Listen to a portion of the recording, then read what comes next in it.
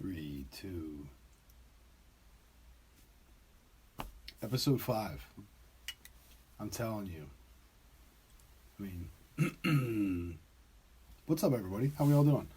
All right, so we did our green room, our pre-conversation per usual, and then took a little break, relaxed. We started getting pretty, I guess, a little bit deeper into Walter Russell, which is was pretty cool with me. And this is, I think. So what I'd like to open up with is the idea of what I think I'm telling you is. And I've said this to you a few times, right? As stone sharpens stone, so shall one man sharpen another. Right. And I think that's what I think I'm telling you is supposed to be about. Getting an organic conversation about things that, again, we shouldn't be talking about as everybody else feels because they're so taboo or so just heated that, I really like this was Joe Rogan is sitting with Jordan Peterson and I'm trying to remember his name. I was telling you about the one where it was the one heard Jordan Peterson talking about Hitler for a quick second, and then he's like, oh my gosh, I want to come to that conversation. So he gets a hold of Joe Rogan because he's able to get a hold of Jordan Peterson. He's like, hey, I really want to talk to him about Hitler. And they get into this whole conversation that's supposed to be about Hitler, and it never happens until like the last 10 minutes, right? Which it's kind of comical, but that's that raw organic nature that I hope to have. And from that, I really do hope that one stone sharpens another kind of comes from it, right? That's what I hope I'm telling you supposed to be about. I mean, like coming with a thought process, like a question in mind, or something to think about, or. So we finished off with we just green roomed a whole bunch of Walter Russell stuff. So I don't know if we're still in that same mind frame or. Well, but that's my thing about him is that's what I got from him. At least what from our conversations as well as me. Then you saying this and that about Walter Russell and whatnot, and me then taking the time to look into it. I personally have been able to draw personally from it, like introspectively. So me just like looking into it because you've talked about them, that in and of itself has caused me to be better. And that to me is that greater point. So just you and I on that level, the simple fact that you have decided that this has made you a better person and has spoke about it, I in turn have listened, looked into deeper, and too grown from it. And that's I enjoy that. It would be the same thing too. Like, if you had a certain piece of music or like something else that you hold dear, that you're like, hey, check this out. This really this puts me in X frame of mind, and it really it's one of those things that helps me step outside of myself and be like, dude, I'd love to check that out. It might not be the same thing for me, but who knows? But that's art, right? I've said this, so I used to say this a lot on my show when I was doing the tacos and stuff, right? Whatever your thing is that you do, whether it's using pastels, watercolor, tattooing, you're a mechanic, you use your words, you're a chef, you're a doctor, whatever it is you do, you have to be an artist at it because that's your expression. And anytime you're expressing from the inward out, that's art. So I don't care if it's music, golf, basketball, being the best banana grower. I do whatever it is that you do that makes you, go do that. That's beautiful. And having platforms like this, I hope, gives us that ability for someone to hear. And again, like I've said it before, like I don't know if it's going to be episode 12 or 75 or 3,912 or one of the things that you or I or a guest or a conversation we have or the thing that happened, somehow or another, there's going to be this little piece that is going to make a huge difference to somebody else. I think that goes to the 80-20 on that, really. I think I just kind of proved that that's another way to look at it, right? Well, it takes that one little bit, and all of a sudden, boom, you get this mass production out of it, right? Well, like, and focusing on the prize from the get-go, looking for something that's, you know, things that interest me, things that on a deeper level. Spiritually, internally, somehow or another growth from it. Yeah, like, I don't know. I mean, that's what it sounds like you're saying. No, and I would like to think other people would gravitate towards that kind of thing. I mean, there's plenty of people that like to watch ghost hunters and, you know, like real edgy, far out stuff. You know, it's fun to dream, isn't it? Well, now, why is that edgy and far out? Because it's not widely accepted. And that, to me, I think further continues the 80-20, where there's, 20% of the scientific research we're doing, which is that very minute amount, being that paranormal stuff, is probably the stuff that we should be doing 80% of. Well, I mean, you really, I mean, reading stuff like Walter Russell, it's kind of really difficult to kind of graze the line between science and philosophy, and like, okay, well, where do you stand on this? And it's like, well, why do I have to be in, like, why can't I breach both worlds? Basically, like, there is no spoon. Again, yeah. There is no dividing line unless you make one. I think that was one of the Walter Russell statements was the biggest mistake science makes is leaving the creator out of his creation, which I felt was very God-like, like Christianity kind of a sense, instead of just spirituality. But that's also his construct for what he was raised in. So you have to look at that for his, his environment. But the principle behind it, I agree to. Whatever your creator is, if that creator has a name, if that's the creator that made this creation, leaving that out of it, to not allow that to be a part of the equation, seems kind of illogical in a sense. Yeah, no, I try not to get hung up on things like the sex of the creator, like the sexual orientation, or the name, or whatever. It's something that's really, it should. Why do you have to get into that? Like, you're talking about something that's metaphysical. Well, I say the same thing to the greater sense. If your God, whatever your creator is, like whatever you want to call that, is this amazing, omnipotent, omniscient, all loving, all accepting, all inclusive, how could there be any hatred behind your God? How all of a sudden you can just be like, oh, it's all this and it's so amazing, except for you people. I don't get that. Like that never made any sense to me. It's just, and while we're talking, I'm just thinking, like, what was it? Oh God, you devil. I have no idea what that is. Wait, hold on. Well, then while you look that up. No, while I look it up. Yeah, go ahead, look it up. So that's my bigger point. So, my all-knowing, all-loving, all-accepting God could care less what the name is you call it by, or the gender reference, or any kind of signifier, as long as you're being positive and respectful in the statements that you make about that entity. I'm pretty sure God's going to be dope with that. Like, all right, yeah, I can dig that. Thanks. I appreciate the love. Outside of that, dude, it doesn't matter what words you want to use to call anything. The consciousness, the soul, any of that. The semantics is nothing. If your words are positive, that's what they are. If you're being impeccable and positive with your word, that's it. Did you find it? We good? Yeah, it was a George Burns movie from 1984.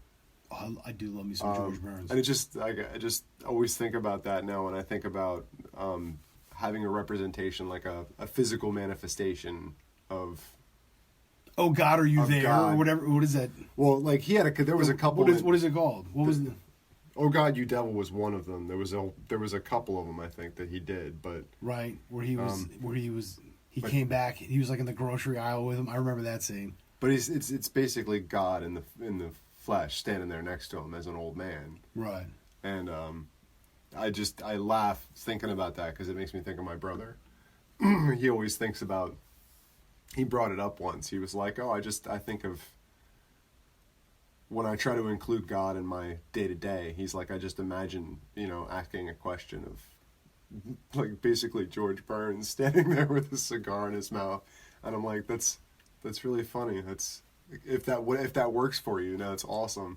Right, kind of like picturing the people naked in the room when you're giving a speech. If that's the thing that gets you there, if that's what works for you, I mean, it's just right. It's funny. It's just it was one of those things where I was like, and now I always think about that, like, the man in the clouds on the giant throne, with hair of flame or whatever, like. The glow that is so magnificent, it looks like a halo that's over it, and that's the only way to express it on a two-dimensional... Or like my brother would say, George Burns, smoking a cigar, wearing like a, members-only jacket. What did Kevin Smith do? Remember in Dogma or whatever, God was, this bearded dude down on the boardwalk playing skee ball. Like, I'm going to go take a break. What do you do? I'm going to skee ball it up. It's like, are you even getting prizes? Nah, man, I'm just going for the points because it's skee ball. Right? That's God living it up. The Jersey Shore and skee ball. And I think the humbling nature of that is, if you can't find joy in what you're doing, stop it, because you should be able to find joy in anything. It's something as simple as being at the Jersey Shore in the off season playing skee ball with nobody around. You should be able to enjoy that moment. That's what you have to work towards, is being able to enjoy the moments. That's my feeling, Yeah, that's a good takeaway. Actually, that's a very good takeaway. Being able to enjoy the moment, whatever it is. Right. Which is tough, It's easy to enjoy it when it's something exactly up your alley, something that you really like, but it's, doesn't always work out that way. Right, but even in the greater point, again, is being humble of it. It's like, dude, if God can do that, then you certainly should be able to. This omnipotent, all-knowing, powerful, loving, accepting being can just be like, I'm going to go skee ball. Why can't you? Right? I mean, to me, that's humbling, because then it's like, well, crap, if he can, why can't I? So, you're saying George Burns up in the sky with a cigar, like, just chill, like, dude, I get that. Same exact thing. Yeah, I think in general, it's good to have more of a familiarity. If you're going to do that, it should be something that's closer to you, not this, giant, mystical, glowing figure in the sky. You're right there. It just having this old man that just seems like somebody you'd bump into at the racetrack, standing next to you, smoking a stogie, like giving you like the way it is, just telling you the God's honest truth, literally. And to me, that's so. That just triggered another thing with the whole Walter Russer component, is that I'm going to have to paraphrase it, but one of his quotes that I came across was something more about. No, I think I actually pulled from it, right? Yeah, when you are knowing exceeds our sensing, you will no longer be deceived by illusions of the senses, and that to me, it's like, once you realize what's what, you kind of like get away from the nonsensical and actually just get more into that flow of it, right? Like, it's just you become that piece and just. Well, I mean that is transcending at that point. You no longer, like, knowing is like you can't get any further. Like, it's not I believe. It's not I think it's this way. No, it's I know. Like, I know the inner workings of that because I was part of it for a moment. Yeah, that can be on a spiritual level, a mechanical level. I mean, on many given platforms. Well, whatever you want to call it. Yeah, right. You believe. That's what the semantics of there's it. There's a knowing factor. It's like, if you take it back to mechanics, you get comfortable enough with something, like you don't have to see the inside, but you can still kind of see it. Like, you can move it around this way, and you know what you're doing, what's happening on the inside, why things work the way they do without being able to actually physically see it. Like, it's a feeling. It's a... Dude, that's a great analogy. I really like that analogy. I mean, because I personally, working on cars, there's plenty of times where you're doing stuff, you're blind. You literally cannot see what you are doing. You have to feel it. You have to know it. You have to believe it. And you ever have something you're working on like that? Because I know I have, where, like, in order to see it, you gotta like crane your head, or like, and it's getting a light up there is a pain in the butt, and then after a while, you're just like, you know what? You just kind of close your eyes and you just feel your way around, and you hit that moment where you get the balance of it's surrender. Just you and that car, you know, or you and that whatever, you know, it could be a lawnmower, it doesn't matter, I guess, but, you know, it's you and that bolt at that moment. Because you have to have that. There are times when you have to have that, because if you just pull on it too hard, you might snap it off, you know. Then what do you know, then you're kind of up Schitt's Creek. If you don't pull it hard, you know, like, there's this whole... Yeah, it's a feel thing. It's a balance thing. I like that. But that was the thing that I started to really kind of take away from Walter Russell and all that, was you have to have that balance, right? You got to have science, but you also have to have that spirituality. You have to include the creator as well as go ahead and include logic. It's okay to attempt to understand and be in that knowing, but you have to be all inclusive, just as the creator would be in that all knowing. So you have to accept it. I think that's something that can transcend, just more than just science. That's everyday life, really. It's light. It's light. It's everything. No, everything is light. Yeah. Well, but that's that. Everything is light. It's weird because like spiritually, like, you see that plastered all over the place. It doesn't matter what religion you believe, everything's light. There's an energy source of some sort. So it's like, begs the question. It's like, well, maybe that's why that one thing kind of seems to go across all different beliefs. It's always something about that light. And even, light's even associated with, traveling to the other side, as they say, during like a near-death experience or whatever, like the tunnel and the light, and it's always a light. Maybe that's why. We are light? Well, and to me, I think we were talking about Human. We were talking about the Einstein with the train and the speed of light, and how if you're moving at the speed, if not faster, because you are that actual light and energy kind of a thing, if you're moving faster than or at the same speed, then light in and of itself as a particle doesn't exist as a wave. It doesn't exist in a form that ever expands, as E equals MC squared kind of a thing is, where it's you have that exponential mass that comes out of, so that it just spreads from the inside out. You have that energy capability. It doesn't do that, because there is no time. There is no perception of time at that point, because all that is moves at the same speed. So if everything is still, what does that do to everything else? It's no longer this luminous glow. It's just this single orb of light, like this dot of energy or light. What's the question again? There is no. That was a statement. Oh, what?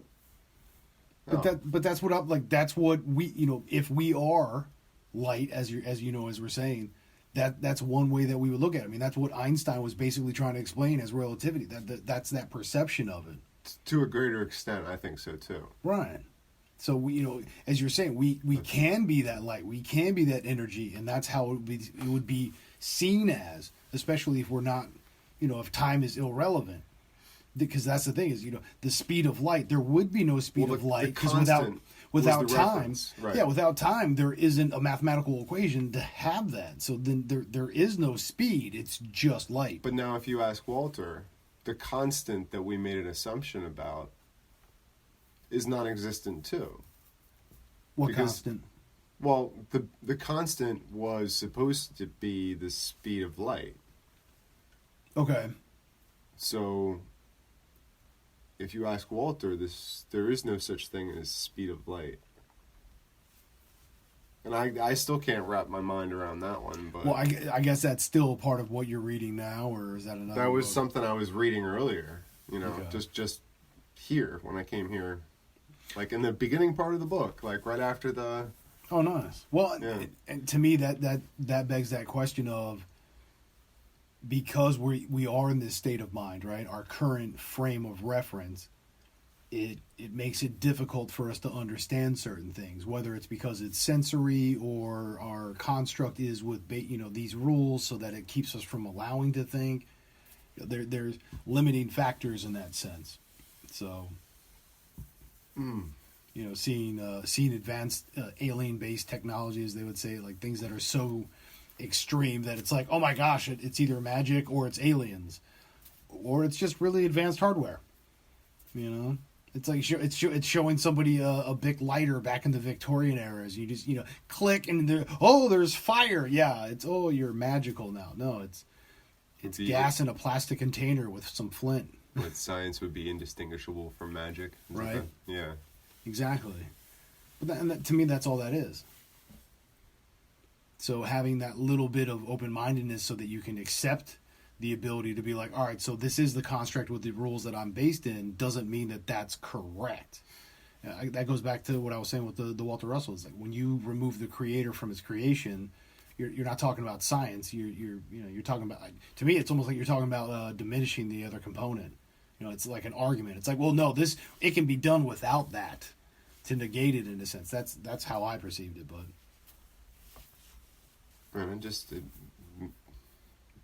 Walter Russell thing, it makes me think about some of the like greats, like Da Vinci.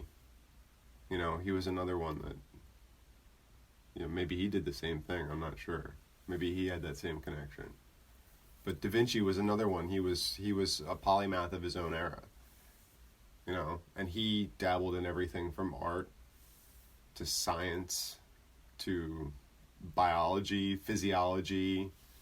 He got into philosophy. I think he was the first to start doing like aerodynamics in a sense. I mean, looking at the fact that like birds have the ability to displace, he understood that he was. I mean, well, that's where the term Renaissance man came from. I mean, he was kind of dabbled in everything. Yeah, well, I think that was supposed to be most of them. Michelangelo and everybody. They sculpting, poetry, painting, da da da da da. Well, because if you were of the arts, you had to be kind of multifunctional, I guess, at the time. Like, this is your life's work, so you better be good at a lot of it. So I don't know. Well, but like to be an artist, but but back then that was also a time where quite a bit was somewhat supplied for you, so you didn't need much in the sense of what you had to be able to live well enough to just be an artist of sorts. No, I mean, in a lot of greats in all kinds of fields related, don't really get acknowledgement until posthumously, until after they've passed. So. That is famous when you're dead. That is unfortunate, but typical. But I don't know. Is that really what it's all about? I mean, think about all the advancements and all the stuff that we have, historically speaking. When you look at somebody like Da Vinci, and the things that nobody taught him or told him to look into these things. He did it just out of his natural sense of curiosity, and probably a very, very open mind. Well, yeah, like you were saying, I mean, maybe he was meditating and allowing himself to get tapped into that surrounding the awe. Maybe he was going off into the woods and getting lost. Maybe it was the hillsides, whatever. But he was doing that thing the same as Walter Russell was. Like maybe that's the thing. It's not whether you go to your room or I think so too. A corner of the forest. It's just going where you can allow yourself to transcend the construct of your body. Well, if you think about it, the artists of that time were, especially when you talk about somebody like Da Vinci or like, I mean, I like a lot of them, Botticelli, you know, they were at the forefront of this search for the same thing that we were talking about. We've been talking about for pretty much the direction of all of our conversations, is that search for higher humanity, that desire to pull that out of other people by putting it in your art, by getting them motivated in a deep, maybe a way that they don't even understand. You know, the stone sharpening stone without knowing. Like you're saying, making a connection with somebody that maybe none of us really understand or realize what the repercussions are. We may never. Right. I'm just hoping that I'm putting a positive pebble in the pond and letting it ripple out and create a tsunami of good at some point, even if it's through another vessel or conduit. But you can't, though. You have to. That's the thing. You have to let it go. Well, that's what I'm saying. So I'm just throwing it out there like, hey, this is from a good place, and then here's what it is. If it happens, cool. If not, hey, I at least attempted to do that. Yeah. So I'll keep throwing pebble after pebble after pebble. Eventually, one of them pebbles is going to ripple out pretty good. I mean, maybe it's the combination of all those pebbles, as I've been told. I don't know. I would love to say that I am knowing enough that my actions are going to create this. All I am aware of is I want to put good in the world and hope that I will get good back. Not even for me, just for more of the world. You know, I put that good out there in hopes that others get to have that good, and just that's that. Mm-hmm. Oh yeah. You know, hey, if they get it and they pass it on, you know, pay it forward, and just keep cool, even better. If not, I'm still going to keep putting that good out there. I'm still going to be me. That's what I got to do. You know, and just to maintain a connection with those around you, however you can. Yeah, a sense of community, civic pride. But yeah, I mean, the same thing. Like I don't. If I do something nice for somebody, I don't want to hear thank you. Like I'd rather just they don't know where it came from. I'd be fine with that. I'm a firm believer in, I would love for you to pay it forward instead of pay it back. But if you also want to pay it back, I'm going to say thank you for your generosity.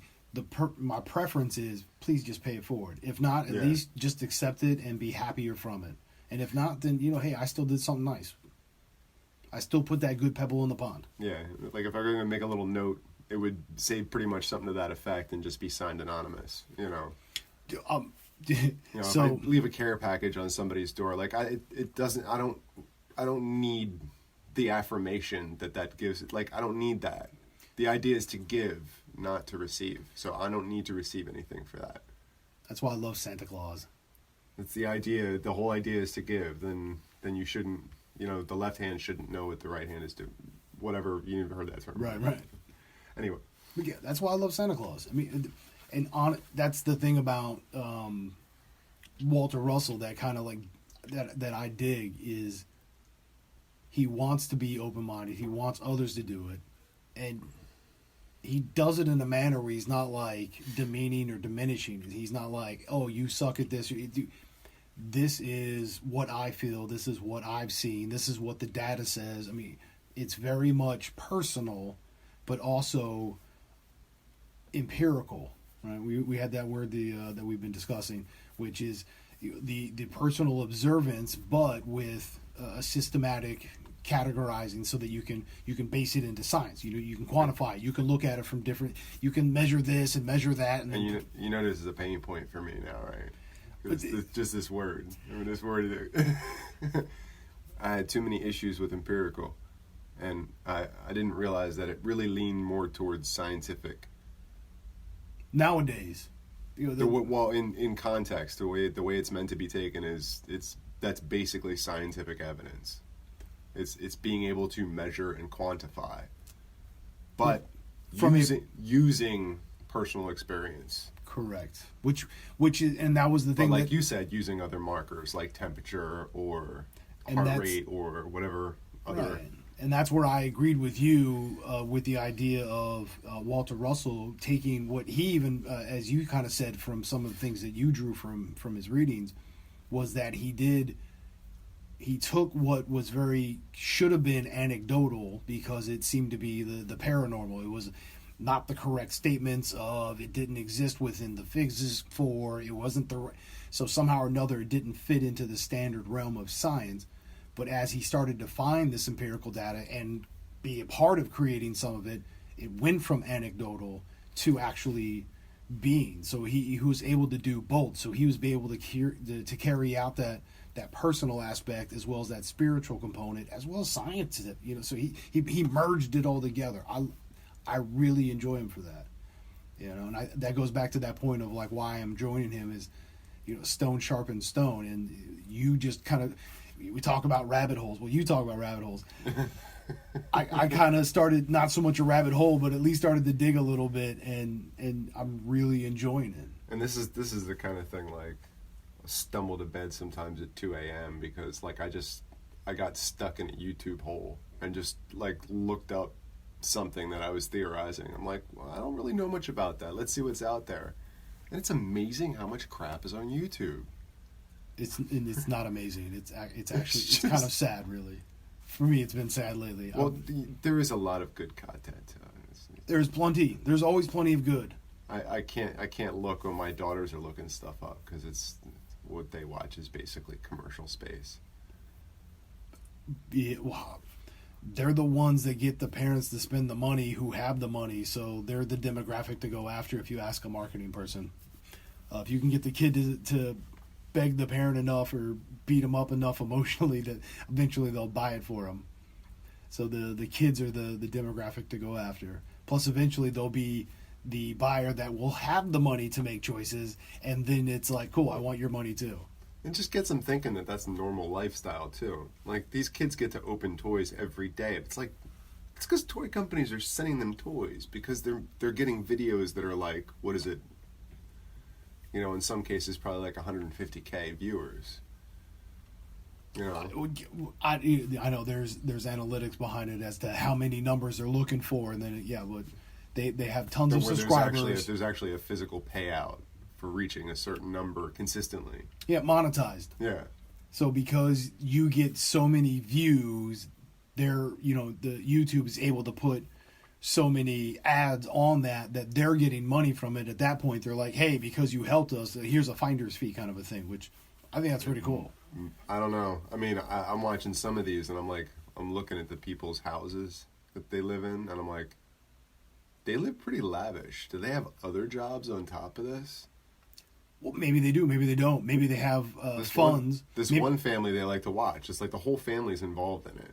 It's like their acting gig, But that's the thing. Maybe they have enough funds that they live off of the interest that they don't need to make money, so they all can just live at home. They're just like, well, why don't we put it up on YouTube? And it makes them even more money. That's good for them. And people are entertained by it, so it's cool. Yeah, they got an amazing house. Like we're watching, like the girls are watching videos, and I'm walking through the room and I'm looking and I'm like, dude, that's where they live? And there's like this whole like hand sculpted pool with like the fake rock and the waterfall and it's huge. It's like Caesar's Palace in the backyard. Yeah, like in the middle of it there's like a swim up bar area with like not even a gazebo, like a pergola over top of it, like a real nice like dude, this looks like something you'd go like to a resort and experience, like little hot tub area. Like they got this whole thing. It's huge. It's expansive. All inclusive at Bali, like for real. Yeah, I feel like we're getting off topic, but yeah, they'll watch these videos where like, toy companies will just send them all kinds of stuff. So they got like some ungodly amount. I forget how many it was of the little colored balls, like for the ball pit balls. All right, the little plastics. They dropped them in the top where the waterfall is and like filled up the entire pool with them. And then like swam in it, or yeah, and just swam. It was just cool. Good for them. If people want to watch that, that's awesome. Well, my kids do. They get drawn right into it. Like, oh, we could do that. I'm like, yeah, we're not doing any of that. But now, so think about that. If we, knowing that kind of information, were to create content that got them to, literally enthralled them. If we were able to make something that wanted them to watch it, continuously and consistently, and had a positive constructive educational message, that'd be pretty dope, right? Yeah, I mean, if you could do that, I mean, it'd certainly be better than what my kids are watching, to be honest. I mean, they seem like nice enough people, but it's a business, you know. Well, so, and to me, it's very goofy, tongue in cheek. You know, they're having fun. They're still staying together as a family, and they're making money doing it. Good for them. But it's just like my girls are watching it, and they're just like, to them, it's just, ooh, I want this, I want that, I want this, and it's like, that's not gonna make you happy. But that's what you're choosing to focus on within all that. Whereas I look at it and I see it as people giving an expression of what a family can be, that you can actually spend time at home and just play with toys and be educational and family centric and still live a good life. That's a great example. In that aspect, they're not terrible. Like, and that's what I was trying to come around to, is like they kind of write their own scripts, and there's a lot of influences. They're trying to sell the toys that they're playing with. Oh, a straight studio movie is a horrible production, and nobody wants to watch that. At least I don't. I get that, but there's still a positive message there, right? Yeah, I mean, to some extent. I mean, it could be worse. It certainly could be worse. And that you're always going to be the bad guy in somebody's story, so there's always going to be a way to see something as a negative, because you have to have that in the yin and yang of it. But that's what, you know. So again, you see that as something that, like, oh man, I gotta try to explain this or live up to the standard. Whereas I see it, and it's like, that's an awesome thing to aim towards, being a family centric, you know, a nuclear unit where you all just get to chill at home. If that's really what they're getting from it, yeah, absolutely. But who cares if anybody is, unless it's just that one person, right? But that's what we're talking about here. Stone sharpening stone. You brought on Walter Russell to me. I started listening to him and getting into him, and here I am having this moment of like, dude, this is the point of this show, where you and I are looking at it like, hopefully somebody who's listening to us. But beyond that, you've already done it for me. A couple of episodes in, and boom, we've already fulfilled the purpose of this show. And it's beautiful, and I want to be able to do this more and more. Man. It is, and I'm very appreciative of it. Yeah, the Walter Russell thing, I don't know that a lot of people really read him. Well, his books look like 1950s textbook. Do you want to read that? I mean, you do, obviously. Most people look at that and be like, that looks old. I'm going to get stuff on me. I don't know, the Universal one looks pretty serious. I mean, at a first glance, I didn't know it almost looked like a real, you know, ritzy looking yearbook from like the 50s, or, you know, I didn't to put a picture of it somewhere on this link. Maybe that'll be like the... we'll have to start adding pictures with these things that we're talking about, I think, eventually. Just... Well, there probably is right now. We'll fix that in post-editing, right? We'll fix that in the editing room. You see, we're talking about it, and it's happening already. It's already happened. Wow. This is now. This is... When will then be now? Soon. Oh, great reference. But yeah, so that's this seems to be, at least for me, the bigger point I'm trying to get to is the whole stone sharpening stone. There's the many, point of the conversation. Well, that I keep trying to direct it into that sense so that we can stay on topic. I'm telling you, I think it's supposed to be a little bit more corralled, right? Well, I would say if there is a topic, that's what I would like to see, that it drift more towards, you know, like you say, centered one on man sharpening another, yeah. I guess. Yeah, as stone sharpens stone, so shall, one person sharpen another. Through verbal intercourse. But whether it's physical example, spiritual example, verbal example, if you put that good out there, right? That's why I said I wanted to kind of start with that whole thing, or be about that, is I want to take a moment to be appreciative of the fact that, like you're saying, even if we only had 5 listeners, dude, I can care less if you and I are the only listeners. Honestly, I mean, even if this has been very cathartic for you, as well as both of us have already grown from it, and I appreciate. Yeah, we joke around about the 3 listeners, but it's, even if it is just you, me, and one other person, it doesn't really matter. I'm happy. It really doesn't. I mean, I joked around before, but this has made a difference in my life. I'm a better person I just want to get back to talking. That's all it is. I think just, like we were saying last time, it's standing around. One of the best times I had when you came over before we started this whole thing was you came over the one night and I didn't put anything on the TV. I didn't play any music. Nothing was planned ahead of time. We just stood there and talked about nothing. Yeah, or everything, or... Well, yeah, would you, a couple of nobodies talking about nothing? Yeah. Pretty much. Yeah. Seinfeld, it's a show about nothing. But this is our version of nothing, though. This is, like, nothing that I'd like to hear conversations about, Like... We both replay these over and over. We both listen to these over. So we obviously do want to listen to this. I enjoy the things that we discuss. I enjoy the growth that I've already obtained from us having these things. Yeah, it feels narcissistic to say it, but honestly, like, just listening to ourselves repeatedly, it is very humbling. Yeah. Because, like I said before, like, you're your worst critic. You're always, if you're... As humans, we certainly are. Yeah. On the average, it seems to be. Tend to be that way. Right. And if you're producing anything half worth its weight, then yeah, you should be. But yeah. Anyhow.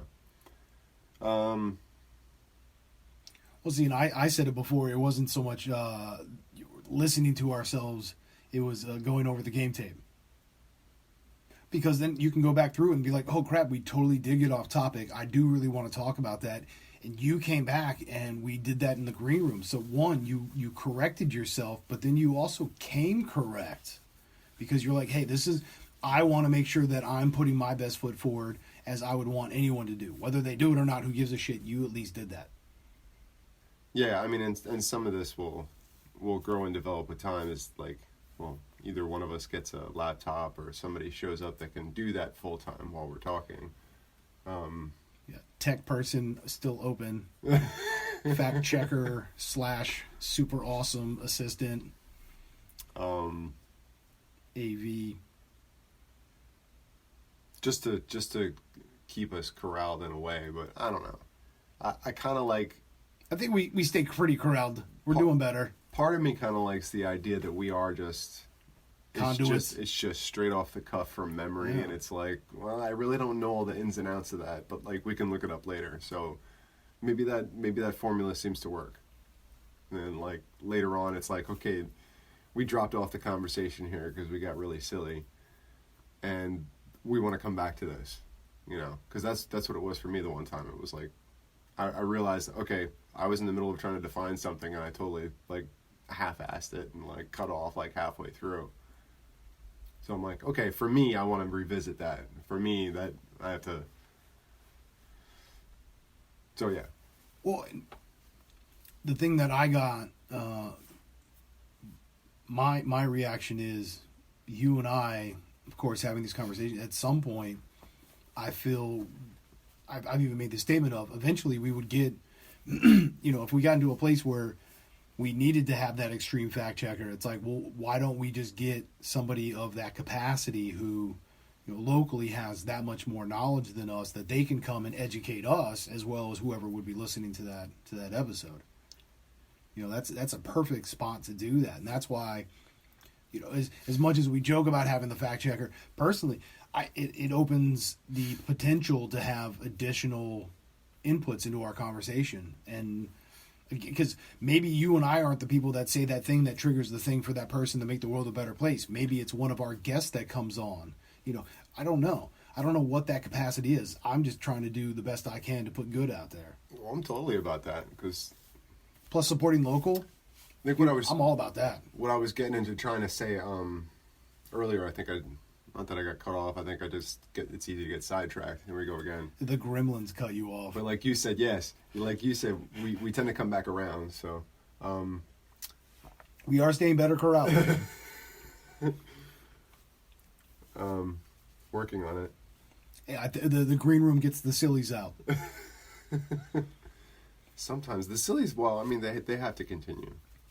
unfortunately. It's the entertaining factor. But yeah, and so while this in and of itself is cathartic, us being able to talk back and forth, us being able to listen to it and humble ourselves, that was a great statement, and I truly do, because just as you did, where you looked at, hey, I want to correct this, as well as come correct in my expression that I'm saying this instead. I have to be honest, impeccable. That's my word, but that's, you have to be impeccable to the point where you're like, hey, I messed up. This is where, this is how, this is what I really, and that.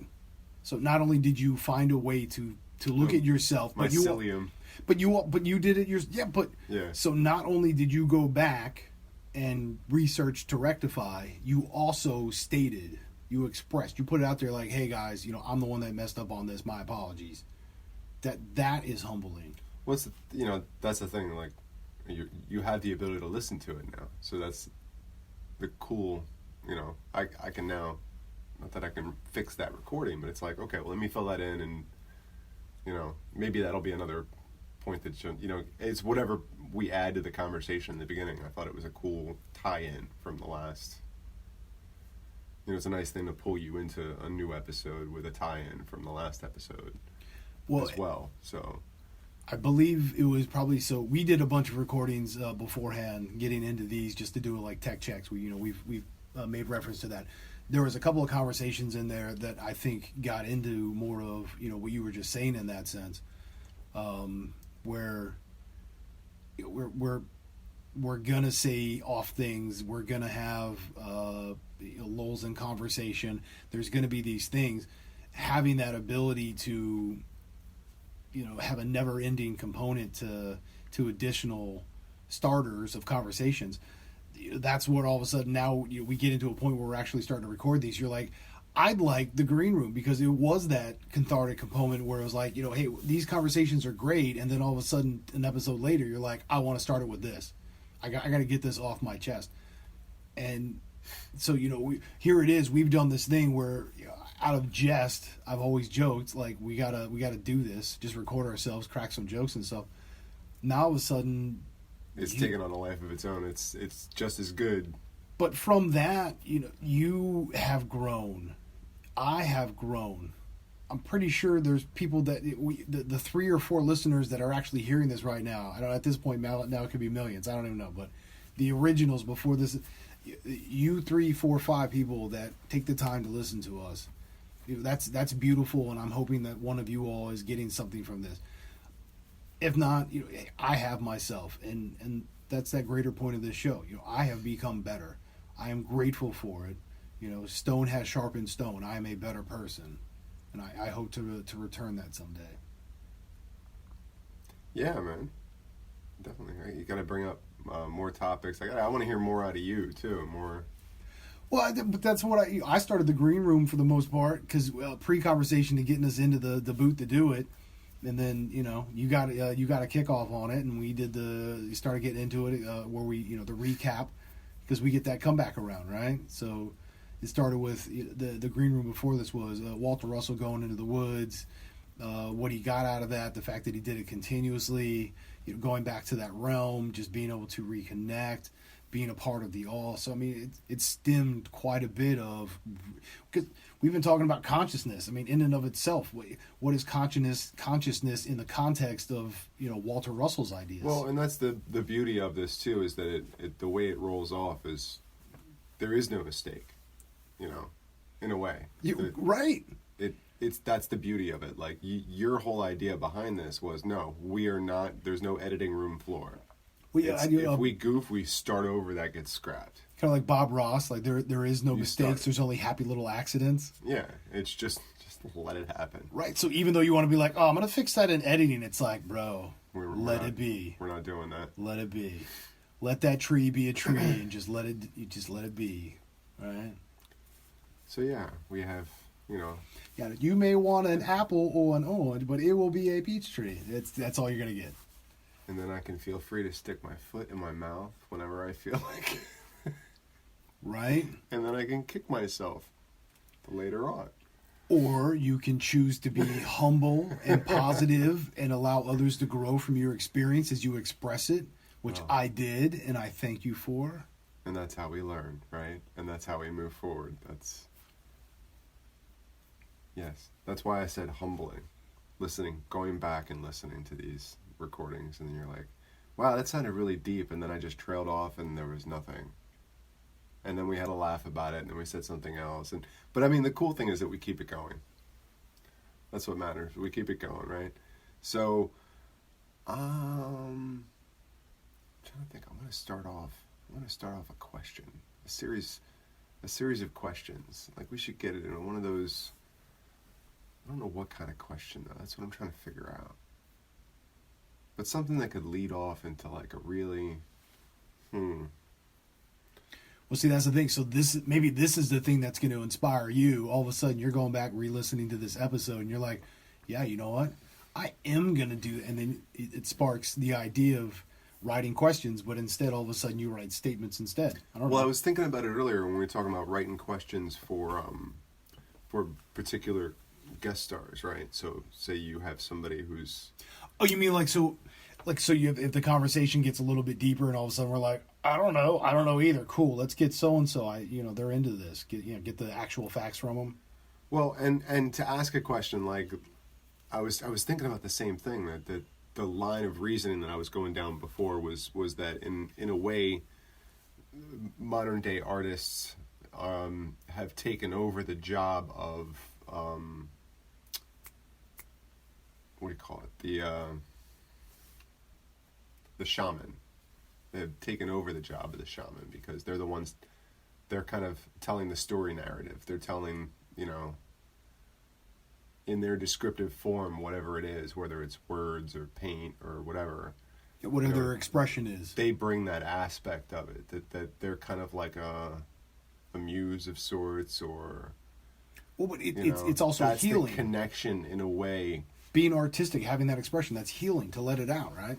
I mean, art, I think I heard it described, and I'm going to totally butcher this, I'm sure, but I heard it described before as like art it's an attempt to create the uncreatable. Like it's an attempt to describe the undescribable. Isn't that what irony is? I mean, it's a guaranteed outcome of futility in a sense. Like, no matter what you do, this is what it's going to be. But it's the whole aspect of it's the untangible. Anybody can draw people sitting at a table eating breakfast, but not everybody can put, like, sort of like an emotion, like where you can just see that there's a breeze in the air by the way that the clothing is aligned and the way that the hair is just wisping out. Like, there's a nature to the each brush stroke. There's a rhythm to it, a soul to it.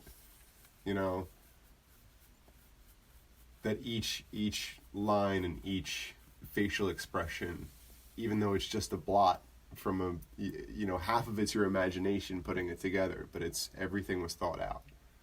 Everything puts you there. It gives you, anybody can put lines to a paper or sketch out, but to put that heart and soul into it, to create that thing, that untangible, that's what we create, right? So that's what I want to create. That intangible, that moment in time, yes, we're still recording, okay. I have to look down every once in a while. I'm like, yes, okay. This guy over here is trying to train me to check my voice and make sure I'm still on the mic. Yeah, we have a graphic EQ that is visible so that he can have reference.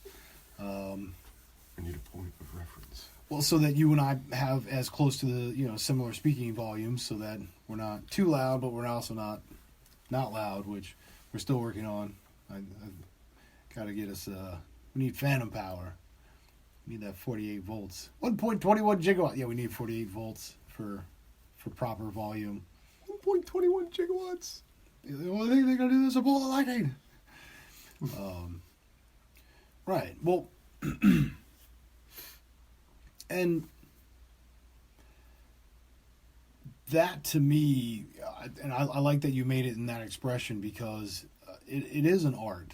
and that to me, any expression being is an art form. Anytime it comes from the inside and you express it outwards, that's art, and that is going to be a beautiful gesture. And I like, what is not tangible. So it's having a 3-dimensional reference that you have to place on a 2-dimensional component. How do you express things of this world visually to a blind person? How do you explain what music is to somebody who can't hear all the different components, and they can only feel the beats or the vibrations? It's when they don't have that perception. How do you show them? Well, yeah, it's the dash of love. Yeah, I was talking to my mom once, and I was like, oh yeah, by the way, I was trying to do this and that, and I was like, can you give me the recipe for your crust? And she's like, honey, it's 3 ingredients. It took me 30 years to perfect. Good luck. That's pretty cool. And I was like, oh. But yet there you go. I mean, it's the intangible. I mean, you can tell somebody, okay, well, you need butter, you need flour, you need salt, a little bit of water, whatever. I mean, and you mash that all together, but okay, well, what are the amounts? Well, they're roughly this, and this. But it's got to be, I don't know what kind of dash of love you need. What's that? My big belief is most of the chefs that I've learned under, there was no Bible, right? There was no actual set of recipes just sitting there in the kitchen where you can pull it off the shelf and look at it. Well, because how much? Well, it's just this. A little bit. And like bit. You grab not a full handful, but just the. I do little bit could be a cup. It could be 3 teaspoons. It could be a pinch. A little bit could be just that additional seasoning. It could be like a bag of flour. Yeah, just a little bit of flour. Yeah, no, the whole all 5 pounds. Yeah, a 30-pound bag. It depends on how big the batch. When to me that's your art. That's that expression of being in the knowing. All right, you're at that place where it just is. It cracks me up because like my wife, when she has a recipe for something, she wants me to make something off a recipe that she's printed out. I'm like, okay, let me look at the recipe. I'll look at it for like 3 seconds, and I'm like, okay, I got it.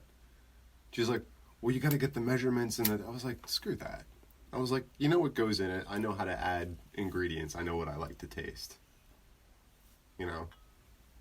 And that's I don't know if that's the baker in her, because she likes to bake a lot, and baking it's chemistry. You have to get it just right. Cooking is a little different. Isn't that what they say? Baking is a science. Cooking is an art. Or maybe I got that backwards, something like that. But yeah, it's. No, I think you might. Yeah, I think you might have that. I mean, but there is. I believe both are an art. It's both, but baking definitely there's quite a science to it. I mean, not that there isn't a certain science to cooking. I always say recipes are a guideline. It's not rules. It's right. Guidelines. Well, and that's why I say it's more scientific when you're baking, because you can't mess around with like leavening. You add too much or too little, you're going to screw up the whole thing. Well, if you want to get the appropriate rise, you need to have an appropriate. You have to have balance. Or if your butter is melted instead of just crumbled into the. Yeah, it makes a huge difference. Now you've got the. You're like, well, why does it make a difference? Well, it does. Well, it's the same thing with like pizza dough and stuff like that. I mean, some of your different breads or even your cookies and things, you need time for the yeast or the whatever component you're using to get, your baking soda. Like, you need time for it to react. You need time for it to meld and do its thing and to cause it. So even when I would do like cookies and things, I'd take it and put it in the fridge for a hot little bit. Let it just, sit and do its thing and kind of chill. Plus, then you get a colder patty, so when you put it on, it stays together, so you get even, more of a denser. It doesn't want to flow out as much, so it rises even more that way. But, like you're saying with your mom, it's only 3 ingredients. It's like, what do you want me to tell you? But you've been doing it for long enough that now all of a sudden, you're just like little bit. It's that balance. Yeah, like, sprinkle a little bit of this as you're doing it, sprinkle a little of that, maybe wet your hands a little bit. Like little tricks, like you can't teach that. That's like, okay, well, next 12 times I make a crust, just stand right next to me and do the same thing. Well, you kind of have to. Like that's how you learn. Well, and that's where I go back to that whole stone sharpening stone thing. There's some things that you cannot pass any other way. Like you can't. There's certain things you can't teach in a textbook, and there's. Yeah, it has to be hands-on. Yeah, textbook is great because it gives you the theory, but until you do it physically in your hand, you do not know, right? You don't know until you know. And what do? You go to somebody who knows, somebody who's been there, somebody who's done it. Yeah. If you want to be better, then you go to somebody who's better than you, and you show them the respect, ask for it, and be appreciative. I mean, playing billiards, it was the same thing. Like, you didn't want an easy game. That was no fun. Or if you're just shooting around, whatever, but it's like, no, I want a challenge. Well, any artist, any I'm true not going to artist, get any better if I don't, challenge myself. Yeah, I don't care if it's baking or shooting pool or being a baseball player or riding a bike or if you want to be better, you look for better. You find better. You want to be, and you just keep going after it. Mediocrity is self-inflicted, right? So if you're just at this place where you're like, hey, this is where I'm at, that's your fault because you could have been better and you just didn't step up. But and genius is self-bestowed, where you just kind of get out of your own way and just believe and just become in that flow. This is that thing I love about Walter Russell. I'm really starting to enjoy this guy, and it's all because of you. So thank you. Yeah, part of that believing in yourself too is to a certain extent you have to be able to block out everyone else. That's everything else. Not all that. Yeah, pretty much everything. Yeah. Kind of like going into the woods with nothing in your pockets. Well, I mean, and including your own preconceptions. Oh yeah, exactly. It's this is going to be dumb. I'm not going to find my spirit animal. This isn't. Yeah, and then like everything you're putting out there is negative instead of just going, even if I don't find my spirit animal, it's a lovely day out. Well, that's kind of my thing that I keep saying to you is like, well, I say you're filled with positivity, you have that ability to kind of do all that thing. You still do on occasion reference from a negative position, but I feel that's more of just your programming at this point. But yeah, that's going into the woods to just get lost, to find your, I guess to find lost. Yeah, get lost, but find everything, getting lost in the nothing or something. You know what I mean? I don't. That's there's something there's symbolism in there, right? There's something about that. Well, I mean, yeah, right. I mean, some of the best and greatest thinkers and spiritual leaders, right, got lost. You had to. And that was the job of the shaman. The shaman's job was to get lost. And in a way I was saying the transfer of power from the shaman of old to the artisan of modern day is that they lose themselves in their art form. And then they have something to pass on to you. The appreciator of the art gets to enjoy that entire journey by being able to look at that picture or hear that song or whatever it is, the poem. Anyhow. Yeah, well, but that goes right back to supporting the whole sharpening stone. That's my point of what anything I'm trying to do nowadays, really. And part of that journey has been Walter Russell, and so I thank you for that. Yeah, well, I'm sure there's lots of things maybe you should bring me in on some knowledge that maybe you think I would appreciate that you think I don't know. I'm pretty sure we're going to be doing that, and then when we get to a place where we need additional input, and hopefully have perhaps at this point more than 3 listeners. We'll have a few people that'll kind of raise their hand and be like, hey, I know about this. And well, I mean, there's a couple topics now, and I think Peterson was one of them that you probably are read up enough now that we could have a pretty interesting conversation about him alone. It would have to have some kind of a direction too, though. But I actually had a thought. So if we're going to attempt to maintain some relative corralling of a conversation, I feel as though what we should do, because we always talked about how we need to write something down to get the conversation started. All right, well, the green room is now that writing it down, but we're doing it recording wise. Coming from the green room, going into I'm Telling You, we should write down a word and or phrase or sentence of sorts. Like a word association. Well, and just make sure, so every now and again, just as we're looking at vocal reference, to make sure we also look at... Topic. Right? And just check in with them. Be like, how does that relate? Be like, oh, wait, because maybe it'll keep us on track, right? Maybe that'll be that thing to help us bring it back around again. Maybe. Yeah, well, until then, it's been an absolute pleasure. Walter Russell, Yeah. Stone Sharpening Stone. Still talking about Walter Russell. Well, but we were kind of, the conversation's always gonna continue. And you know what's funny is sometimes when I think we just meander and we don't go anywhere, that like times like now when we're trying to just, it's supposed to be over. Yeah, but then when I actually just keep listen to going. it, what's the matter with you, man? I know he's trying to wrap everything up. He's giving me hand gestures all over the place. Because we kind of already said goodbye, and so all right. Yeah, it's been a pleasure. It's been real. We're gonna next time in the green room. That's the thing. Yeah, write that down. You got your book right there. Whoa, what am I writing down? See, you already forgot your thought. It's until the next time, man. It's Mr. Gemini. Always a pleasure. Yes, sir.